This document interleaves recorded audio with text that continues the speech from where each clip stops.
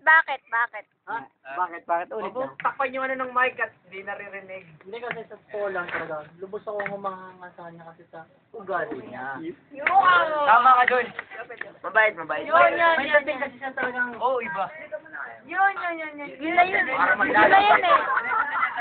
Wala ko yung maglalaba yun. Madaling siya. Bigay eh. Hindi.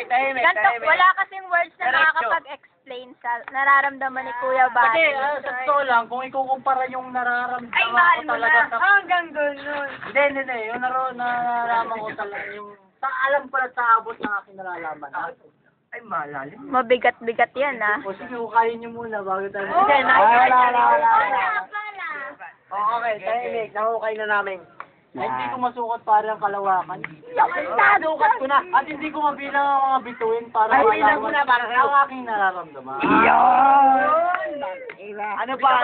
Ano ka ba lang? Bote na lang. Lasing ka ba lang o hindi ka ba lasing? Lasing na yan. Bulol ka lang. Ulitin ko ito sa school. Sige. Hoy, Don. Alam mo yung kalkulus? Oras sa kalkulus. Ay, di ba? Pare, lahat ka na. Oras sa kalkulus sa Tuesday. Idol na Kayo mo di sa ba? itong bote. Kayo mo ba ang basa dito? Tangin. Hoy. Hoy. Hoy. Bago ang midterm exam sa calculus RBA Hall. Hindi, Oh, ganito. sige. Pagkatapos muna ng mga problema. Yan, tama yan. Hindi, Don. Pagkatapos sa exam natin sa midterm, di ba? Pero totoo lang. Sabi mo kayo magsalita sa tatenga ng salita mo. Ay, Teka lang. Totoo lang Huwag ito. kang magsalita. Kaya totoo lang ganito. Pag mag-exam tayo, siyempre, walang ibang papasok sa isip ko kundi pangalan niya. Siyempre, Mali yun. ganito pare.